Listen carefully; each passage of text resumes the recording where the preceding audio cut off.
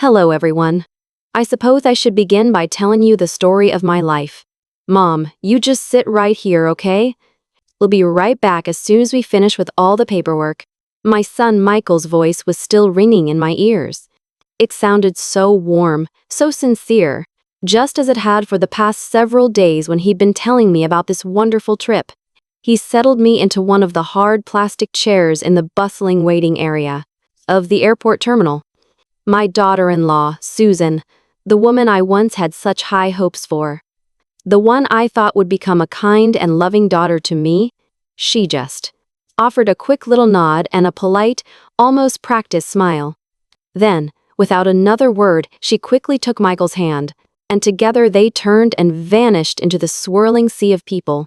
I nodded back at them, of course. It was a small, trusting nod.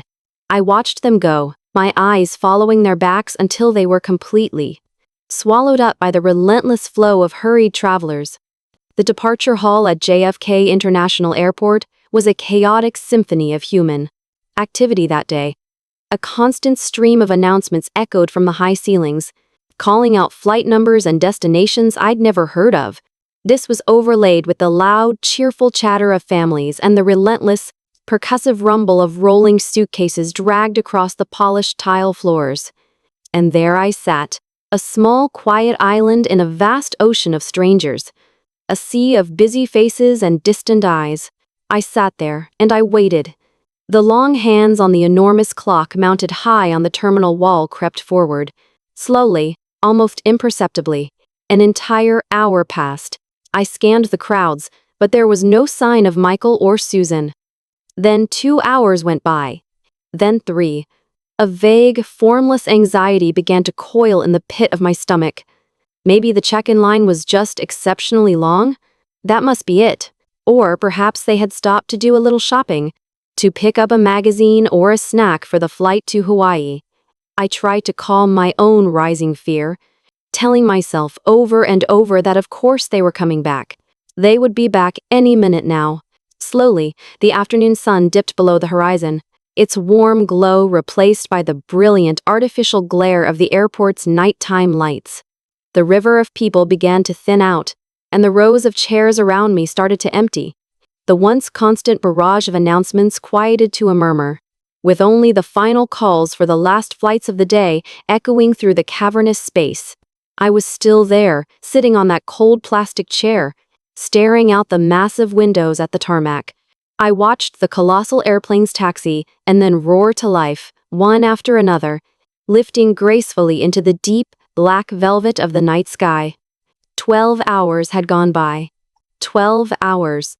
It was more than enough time for thousands of people to come and go, enough time for an entire day to turn into night, and more than enough time for an old woman's heart to begin to feel a chilling, unbearable cold. No one came back for me. No one called. The simple cell phone I used to keep in touch with my son and his wife had been taken from me before they left. "We'll just hold on to this for you, Mom," Michael had said with a reassuring smile, "just to make things easier, so you don't have to worry about it." I wasn't even wearing a watch. I had been completely cut off from anything that could tell me the time or connect me to the outside world. And it was in that moment, surrounded by the profound emptiness of the late-night airport and the terrifying silence in my own soul, that I finally understood everything. The truth landed like a physical blow, a cruel, cold realization that felt like a shard of ice being driven straight into my heart. I was never an invited guest on this vacation.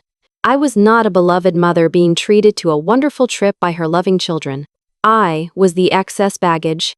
I was the unwanted burden that needed to be left behind. That phrase, excess baggage, carved a wound into my spirit far deeper than any physical injury ever could. I had dedicated my entire life to my son Michael and to his family. From the prime of my youth to the aches of my old age, I had sacrificed absolutely everything to raise him, to help him build a good life for himself. And now, this was how I was to be repaid? To be treated like something worthless, a heavy piece of luggage to be checked at the curb and forgotten. The tears wouldn't come.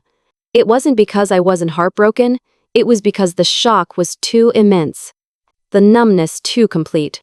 A cold that seemed to seep into the very marrow of my bones settled over me. I sat there, adrift in a sea of strangers, feeling more profoundly alone than I ever had in my entire life.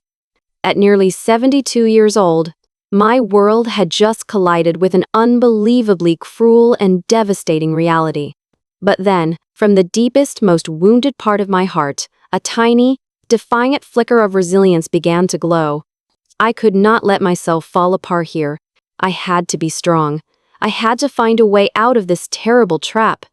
And somehow, I had to prove to them, and more importantly, to myself, that I was not just a piece of unwanted luggage to be so easily discarded and thrown away.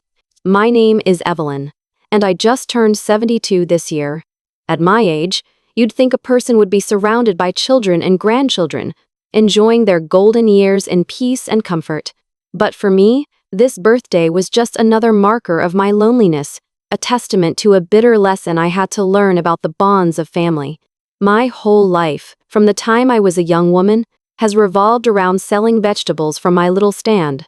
I've been a widow now for more than 20 years.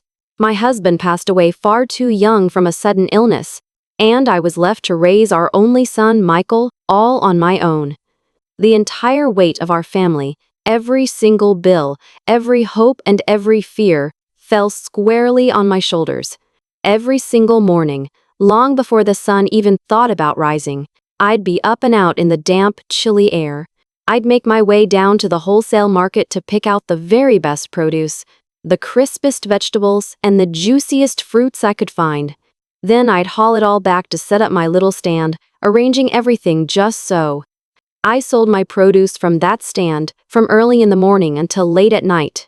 It didn't matter if it was raining or windy, if it was freezing cold or blazing hot. I was there, working. My hands were chapped and raw from the wind and the cold water, covered in a thick layer of calluses. My back has a permanent curve to it now from all those years of heavy lifting. I poured every ounce of my youth, my health, and my energy into raising my son, Michael. I wanted to give him a good life, to make sure he had a proper education and that he never felt like he had less than his friends. I always held on to a dream that one day, when Michael was grown and had a steady job and a family of his own, I would finally be able to rest.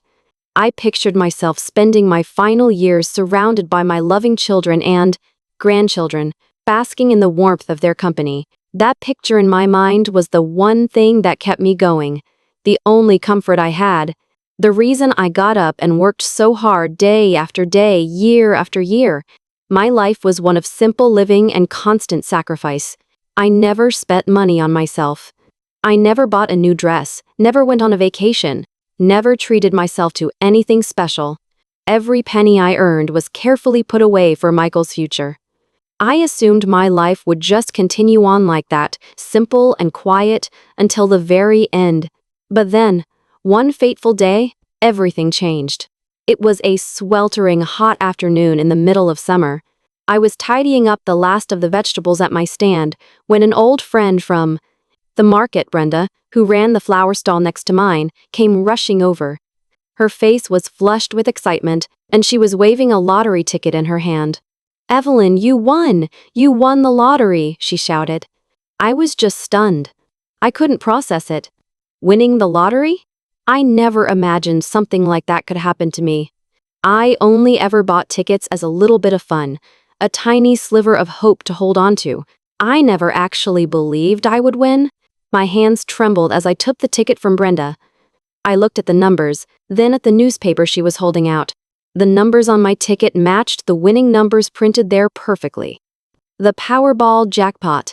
It was $1.5 million. It was an impossible amount of money, a fortune beyond anything I could have ever dreamed of for a simple vegetable seller like me. At that moment, only one simple thought crossed my mind. This is enough. Now I can grow old without worrying about having food on the table or a roof. That doesn't leak.is.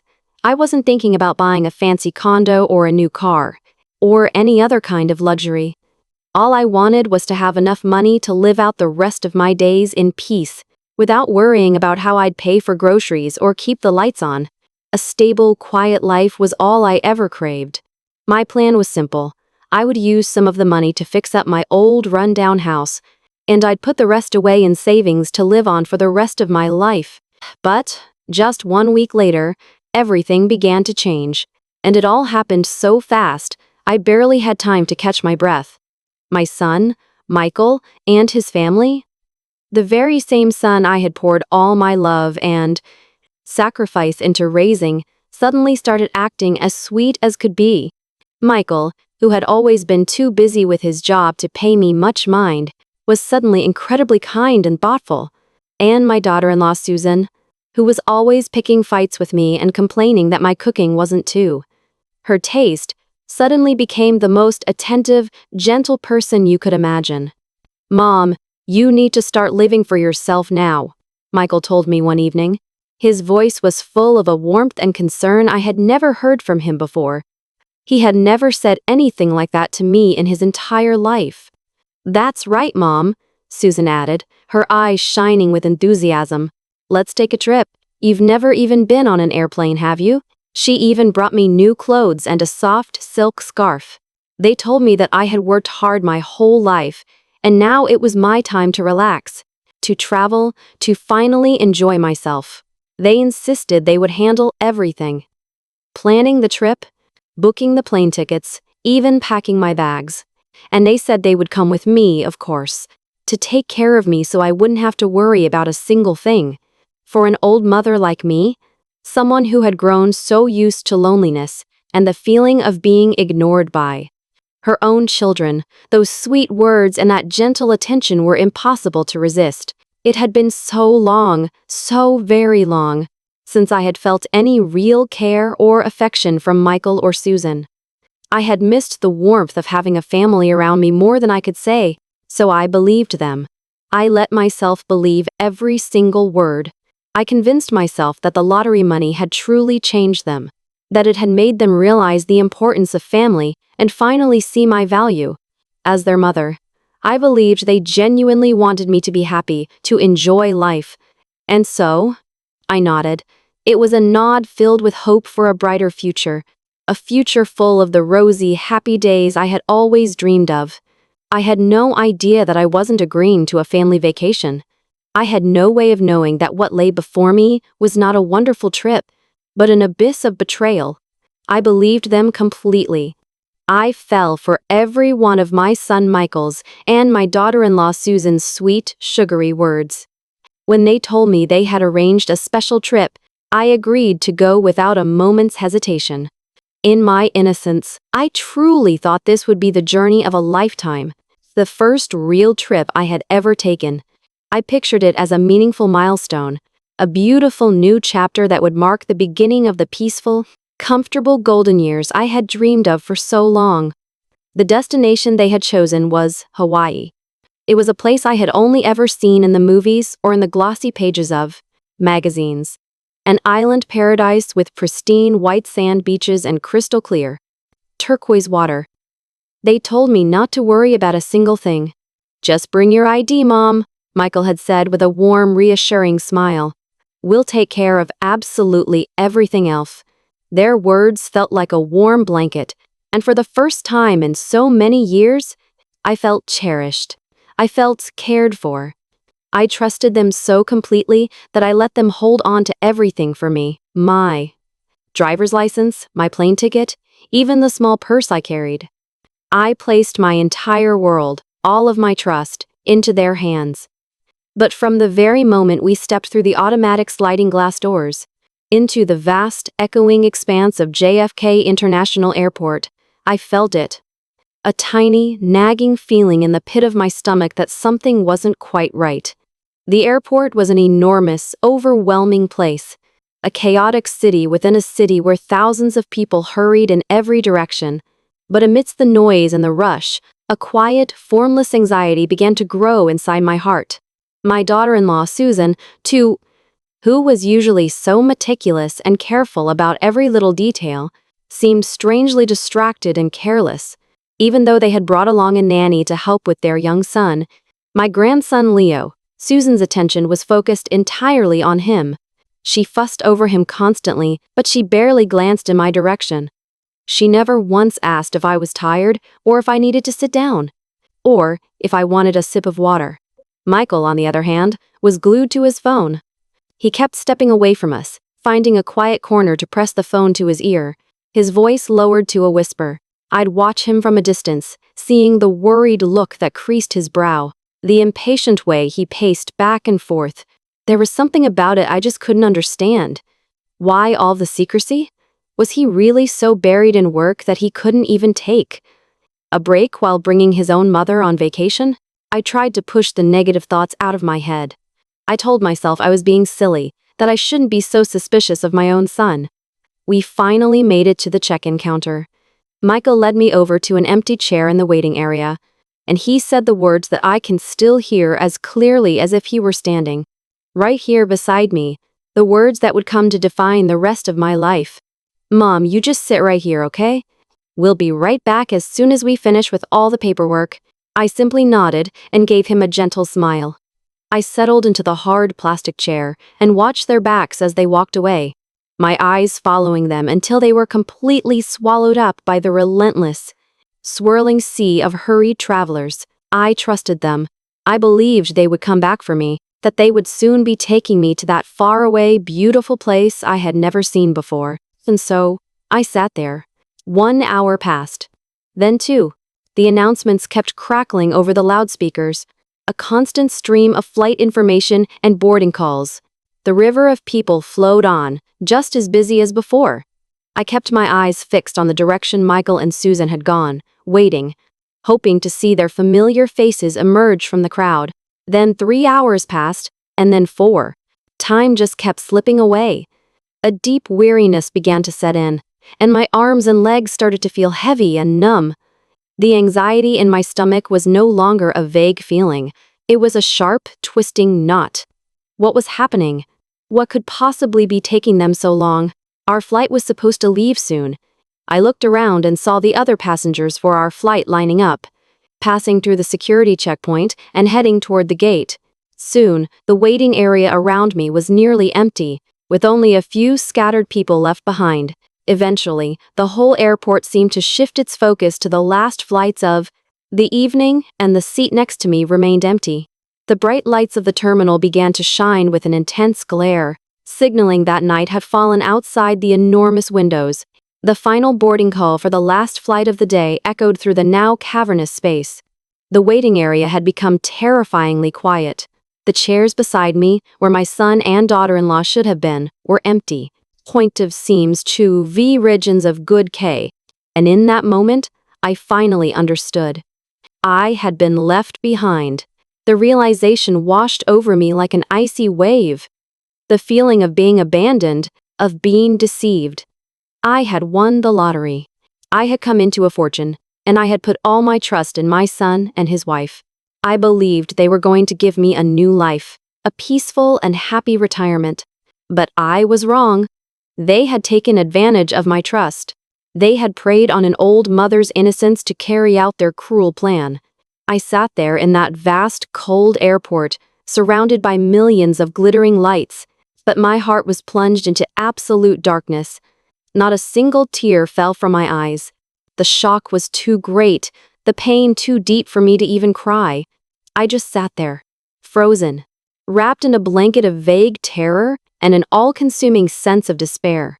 The first trip of my life, the vacation I had been dreaming of, had nearly become my last. The journey that was supposed to bring me happiness had brought me nothing but betrayal and the most profound loneliness I had ever known. I remained in that waiting area at JFK International Airport for nearly half a day. That half a day felt like an eternity, as if an entire century had passed me by. I didn't eat a single bite of food. I didn't drink a single drop of water.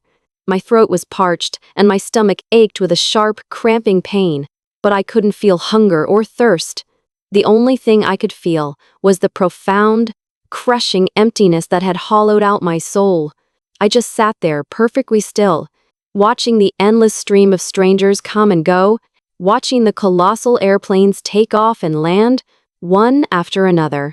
Each plane that lifted into the sky seemed to carry a tiny piece of my fading hope with it, but each time one vanished into the blackness of the night, that hope was shattered all over again. No one ever called out my name. Among the thousands upon thousands of people who passed by, not a single person seemed to notice the old woman sitting stunned and motionless in a plastic chair. I felt like a ghost, invisible, as if I didn't even exist. The loneliness was a living thing, a cold presence that wrapped itself around me and chilled me to the very marrow of my bones. Just then, a young airport security officer approached me. He was a young man with a kind face and gentle, concerned eyes. He looked at me with an expression of apology, bent down slightly, and asked me in a calm, soft voice, "Ma'am, what flight are you on? Have you been sitting here since this morning? Where is your ticket?" His words startled me. It had been such a long, long time since anyone had spoken to me with such genuine kindness. I lifted my head and looked up at the officer. In that single instant, it was as if a fog had cleared from my mind, and I suddenly understood exactly where I was and what I was doing. My hand went to the handbag I was carrying. It was the one my daughter-in-law Susan had prepared for me, saying, "This will be easier for you to use, Mom."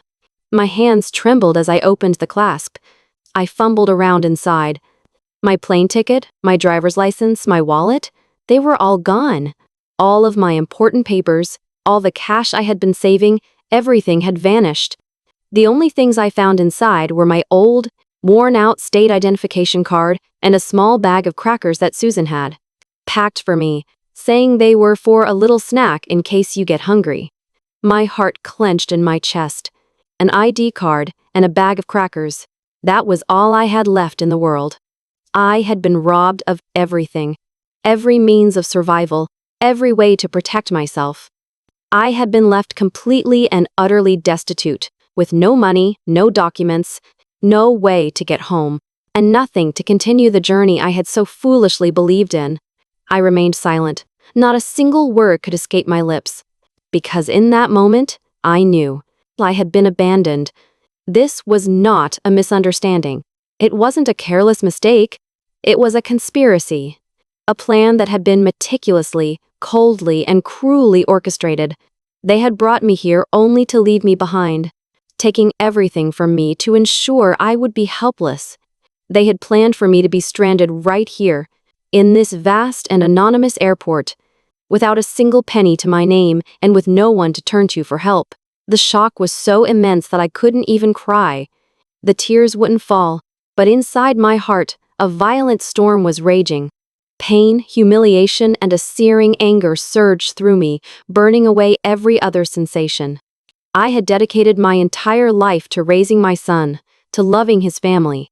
And now, this was how they repaid me, by treating me like a piece of trash, an unwanted burden to be disposed of.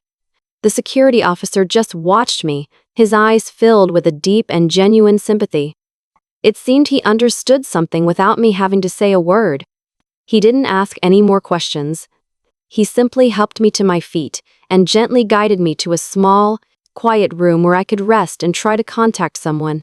Even though I never said I was hungry, he returned a few minutes later with a cup of hot tea and a warm bread roll he had bought for me. In that moment, the simple kindness of a complete stranger warmed my heart more than any of the false words of affection from my son and daughter-in-law ever had. It was like a tiny flicker of light in an endless darkness of despair. I sat there, taking slow sips of the warm tea, trying to calm the storm inside me. The pieces of the puzzle began to click together in my mind. The sweet words and the unusually attentive behavior Michael and Susan had shown me over the past week. My son's secretive phone calls, my daughter-in-law's feigned carelessness. It was all, every last bit of it, part of this cruel and calculated plan. I had been so naive. I had been far too trusting. I thought the lottery money would bring me happiness, but instead, it had brought me the most painful betrayal imaginable. But I would not let myself be broken. I would not let them get away with this so easily. I had overcome so many hardships in my 72 years of life. My story would not end with me dying in an airport waiting room. I would get back on my feet. I would find a way to get my own justice, and I would show them that I was not some weak, helpless old woman they could so easily deceive. The initial shock of realizing I had been abandoned at the airport, stripped of everything I owned, had thrown me into a state of utter confusion. But after that first agonizing wave of pain passed, a flame of defiance and anger began to burn within me. I had survived so much in my life. I refused to be defeated in such a pathetic way. I would not let them win. With the help of that kind security officer, I was able to get in touch with an old friend who lived in New York City, someone whose address I had thankfully mentioned before my phone was taken away. With their help, a ticket was arranged for me on a late-night bus back to the city. That night on the bus was cold. The winter wind seeped through the cracks in the window frame, chilling me to the bone. I just sat there, staring out at the pitch-black landscape as it rushed by. My heart felt as cold and frozen as the world outside my window. But I did not cry. Not a single tear fell, because by then, I was no longer feeling sadness or despair. What I felt instead was a cold, hard anger and an unshakable resolve. I began to piece everything together, one by one, all the strange little events that had happened in the days leading up to the trip. I had felt an odd sense of unease even then, a quiet little voice in the back of my mind, a gut feeling that something was just not right.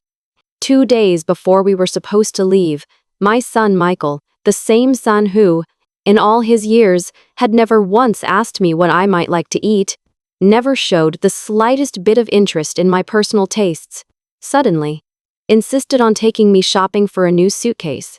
He drove me to a high-end department store downtown, the kind of place with glittering glass counters and salespeople who spoke in hushed, respectful tones. He pointed to a row of expensive, hard-shell luggage and said, "Pick whichever one you like, Mom. I want you to travel in comfort. I'll buy it for you." I thought it was peculiar, of course, but I brushed my feeling aside. I told myself it was just a sign of his newfound concern for me, a genuine gesture of care, and I allowed myself to feel a little thrill of gratitude. And then there was my daughter-in-law, Susan. This was the woman who would often complain that my cooking was too plain for her sophisticated palate and who rarely missed an opportunity to show her displeasure with me through a cold shoulder or a sigh of exasperation. Suddenly, she had transformed into a model of kindness and affection. She came home one afternoon with a beautiful soft silk scarf. "I bought this for you, Mom," she said, her voice dripping with sweetness. "The air on the plane can get so chilly, and Hawaii can be a little cool in the evenings." She even packed a handbag for me herself, carefully arranging a few items inside. "I'll get everything organized for you so you don't have to worry about a thing," she assured me. I felt a definite sense of abnormality in their actions, a shift that was too sudden, too complete. But I wanted to believe it. I told myself that they had finally changed, that they had finally come to recognize my feelings and my needs. But it was precisely that over-the-top, unnatural behavior that planted the first real seeds of doubt in my mind. No matter how innocent or trusting an old mother like me might seem, it's impossible not to notice when a performance is too perfect, when the kindness feels scripted. I have lived for more than 70 years. I have weathered more hardships than I can count, and I spent a lifetime running that vegetable stand, dealing with every kind of person imaginable, from the kindest souls to the shrewdest bargainers. My intuition, honed by decades of experience, was screaming at me that something was terribly wrong. The day before our departure, I decided to take action. I called an old and trusted friend, Sarah, a woman I've known for decades who works as a senior agent at one of the biggest travel agencies in the city. I asked her if she could do me a quiet favor. I needed her to look up the passenger manifest for the flight to Hawaii, and that's when I found out. There were only 3 tickets booked under my son's name. 3. For Michael, Susan, and my grandson, Leo. My name wasn't on the list. When Sarah gave me the news, it felt as though an iron band had been tightened around my heart, squeezing the very air from my lungs. The cold, brutal truth was laid bare. They had been planning this all along. They never had any intention of taking me on a trip. They were planning to get me out of the house, to abandon me in some distant, unfamiliar place where I would be helpless. But it got worse. I soon learned something else, something far more sinister. Almost immediately after I had left the house that morning, believing I was on my way to the airport, a request was filed with my bank to transfer control of my accounts. The request was to assign access to a legal guardian. You see, for a long time now I had set up a special alert system on my bank accounts. Any large transaction or any request to change account information would automatically trigger a notification sent directly to a secret email address I maintained and, more importantly, to a secondary pay-as-you-go cell phone that I kept hidden for emergencies only. The moment I walked out my front door, I received the alert about the request to transfer control. What this really meant, was that they were trying to have me declared legally incompetent. They weren't just planning to abandon me physically, they were trying to strip me of all control over my own assets.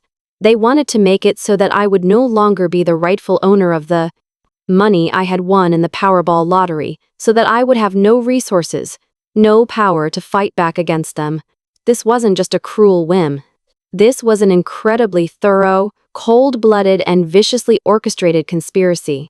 I knew everything before they even left me sitting on that cold plastic chair. I had seen their true faces. I understood the full, malicious scope of their plot. But I pretended to know nothing. I continued to play the part of the innocent, trusting old mother, careful not to let them suspect for a single second that I was aware of their treachery. That night, on the late bus back to New York City, I sat and stared out the window at the darkness rushing by. There was no more pain in my heart, no more despair. In their place was a cold, hard resolve, an unshakable will of iron. They thought of me as a weak, frail old woman who could be easily fooled and discarded. They were wrong. I would teach them a lesson. I would show them that a mother, no matter how old, is not someone you can simply trample on and throw away like a piece of trash. I had prepared for everything. I had more than enough information, more than enough evidence. I would not let them achieve their goals so easily. I was going to reclaim my own justice, and I was going to make them pay for their greed and for their heartless betrayal of a son to his mother. The cold overnight bus carried me through the darkness, finally delivering me back to New York City. By the time we pulled into the cavernous Port Authority bus terminal, the first lights of the city were already beginning to sparkle against the pale dawn sky, signaling the start of a brand new day. My body ached with a deep exhaustion, and the hollow hunger gnawed at my stomach, but my spirit had never felt stronger. There was no more fear inside of me, no more sadness. In their place was a resolve as hard and as cold as steel, a will that could not be bent or broken by anything. I knew, with absolute certainty, that the time to act had come. My very first stop after getting back to the city was the bank. I walked into the familiar branch of City Trust Bank, where I had done my business for decades. I'm sure my face was pale from lack of sleep. My body still weary from the long journey, but my eyes were perfectly clear. They were resolute. I didn't bother with the tellers. I walked straight to the service desk and asked to speak with the branch manager directly. When I was shown into a small, private office, I didn't waste any time with pleasantries or roundabout explanations. I got straight to the point. I have reason to believe, I said, my voice steady and firm, that someone is attempting to seize control of my assets. The branch manager was a middle-aged man who looked at me with a flicker of surprise. I could see the skepticism in his eyes. He was probably looking at an old woman who appeared tired and perhaps a little confused, and he was making assumptions. "Ma'am," he began, his tone polite but cautious, "could you please explain the specific problem you're having?" I didn't give him a long, emotional story. I explained, clearly and concisely, that an official request to transfer access of my accounts to a legal guardian had been filed the moment I had left my house. I also told him about the strange and unsettling behavior my son and daughter-in-law had shown just before my supposed trip to Hawaii. I leaned forward slightly, making sure he understood the gravity of my words. I need you to investigate every single order to transfer access rights, I insisted. And I need you to freeze my accounts. Immediately. I do not want anyone to be able to withdraw a single penny from them. Faced with the information I provided, the evidence I could allude to, and my unwavering, determined attitude, the manager had no choice but to act immediately. He had wanted his staff members check the system right then and there, and it took only a few moments for them to confirm it. A request to transfer control of my accounts had indeed been filed. He also discovered something else. Several small, suspicious transactions had been made over the past couple of days. The amounts weren't large yet, but the pattern was clear. They were testing the waters, probing for weaknesses. Instantly, my accounts were locked down. The request to transfer access was blocked. Any and all attempts to withdraw funds were halted. A wave of profound relief washed over me, so powerful it almost made my knees weak. I had done it. I had protected the money I had worked my entire life to earn. At least for now, it was safe. After I finished at the bank, I didn't go home. My home was no longer a safe place. Instead, I went directly to a law firm, one I had researched and chosen with great care, well before any of this had happened. I had not spoken of my suspicions aloud, but I had been preparing for this possibility. I knew that in this society, the law is often the most powerful tool the vulnerable have to protect themselves. At the law firm, I filed an application for elder protection. I told them everything, the entire story. I told them about winning the Powerball lottery, about the sudden, sweet words of my son and daughter-in-law, about their cruel plot to abandon me at the airport, and about their calculated attempt to steal my fortune. I presented every piece of evidence I had. The notification from the bank about the access transfer request, the travel agent's confirmation that only 3 plane tickets had been purchased, and a detailed list of all the other strange signs I had noticed. The lawyer assigned to my case was a sharp, middle-aged woman named Ms. Vance, with intelligent eyes and a calm, reassuring voice. She listened to my entire story with focused attention, never once interrupting me. When I had finished speaking, she looked at me with an expression of deep sympathy, but also of profound admiration. "Mrs. Miller," she said, calling me by my late husband's name, "you were incredibly wise to act so quickly. The evidence you've provided is very strong. We have more than enough legal grounds to protect your rights and to ensure that the people who did this to you are held fully accountable." Her words were like a balm to my wounded spirit. They settled my nerves and gave me a sense of immense peace. I knew then that I wasn't alone in this fight anymore. I had the law on my side. And then, I made another decision, a bold one that had been forming in the back of my mind. It was a decision I had considered carefully. I looked directly at Miss Spresches, Vance, and said, "I want to take this story public." She looked surprised. "Are you sure about that? A case like this could attract a great deal of media attention. It could have a significant impact on your private life." I nodded without the slightest hesitation. "I'm absolutely sure," I said. "I want the whole world to know what happened. I don't want another mother, another parent, to ever have to go through what I've been through." With my lawyer's help, I contacted a local television station. They showed an immediate and intense interest in my story. Within just 48 hours of my return to New York City, my story was ready to be broadcast.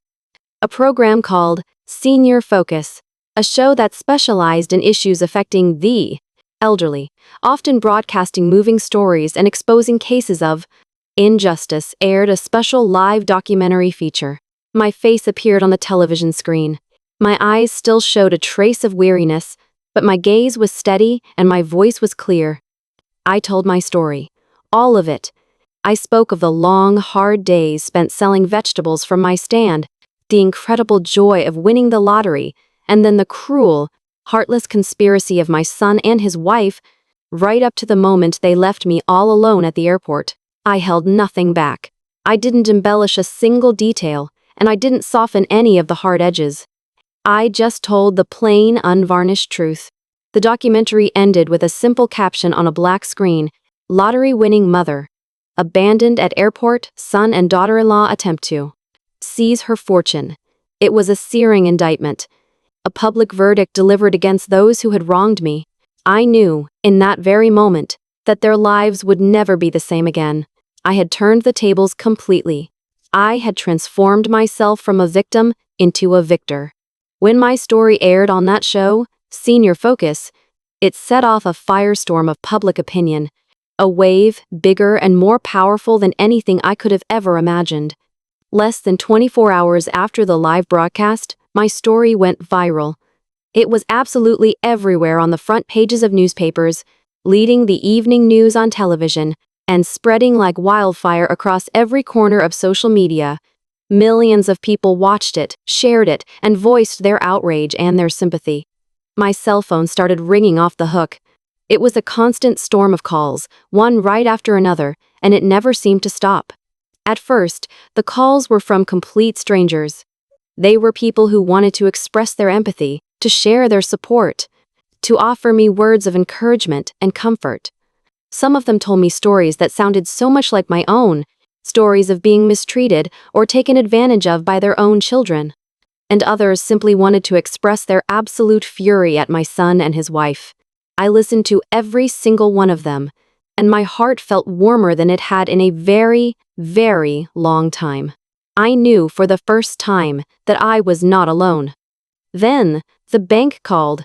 They called to reconfirm all the information I had given them, to express their regret for what had happened, and to assure me that my accounts were now completely secure and protected.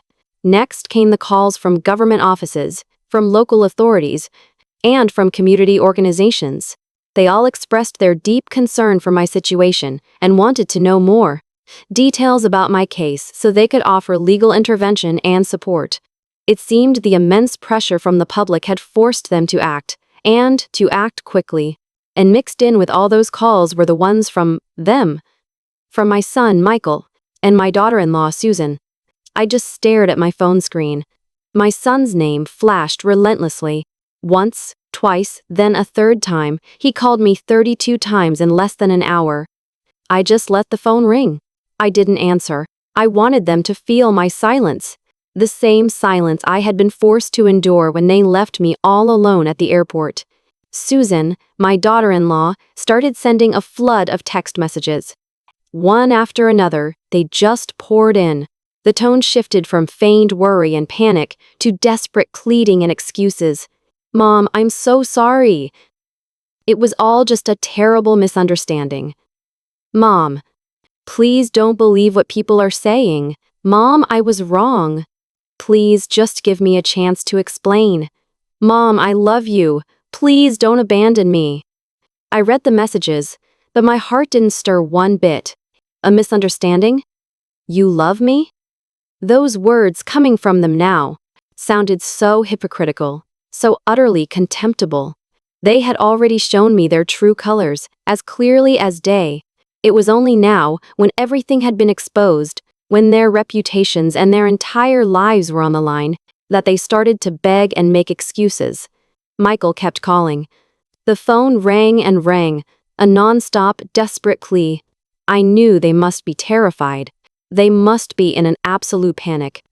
Knowing that I had come back and that their story had been laid bare for the whole world to see, they never could have imagined that a frail old woman like me was capable of doing something like this. I never answered a single one of their calls or messages. I just sent back one single reply. It was a short message, but it was powerful, filled with all of my anger and my unyielding determination. I have lived for 72 years. I didn't live this long just to die in an airport waiting room. That message was my final declaration to them. It wasn't a threat. It was a statement of my own self-worth, a declaration of the will to live that belonged to a mother who had overcome so many hardships. I wanted them to understand that I was not a toy they could simply throw away, not a burden they could just get rid of. I am a human being, with my own dignity and an unbreakable spirit. After I sent that message, I turned my phone off. I didn't want to hear any more of their excuses or their pleading. Everything that needed to be said had been said. Now, They would have to face the consequences of their actions on their own. Their lives, I knew, would never be the same again.